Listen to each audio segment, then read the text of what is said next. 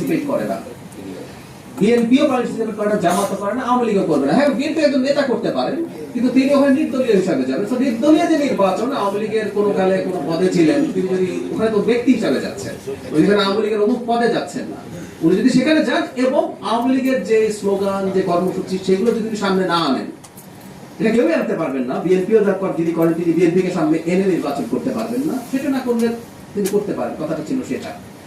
আমি আবার একটু বলি, একটা লিস্ট আছে উপজেলা নির্বাচন কি কে করতে পারবে, ইউনিট পরিষদ নির্বাচন কে কে করতে পারবে, একটা লিস্ট আছে।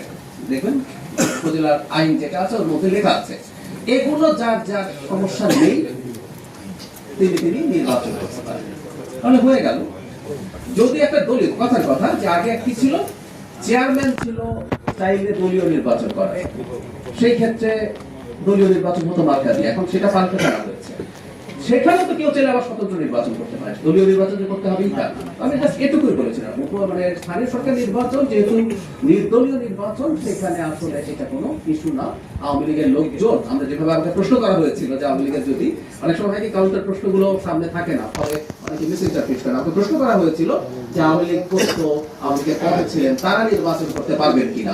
বুঝে কি, তিনি যদি অপরাধী হন, তার বিরুদ্ধে মামলা থাকে, তিনি বিচারের মুখোমুখি হবেন, কিন্তু বিচারের মুখোমুখি হলেই যে নির্বাচন করা যাবে না তা না। ওই যে ক্রাইটেরিয়া আছে, কিভাবে শাস্তি পেতে হবে, কি হলে না হলে হবে, আবারও বলছি, ওটা ফুলফিল করলেই যে কেউ নির্বাচন করতে পারে।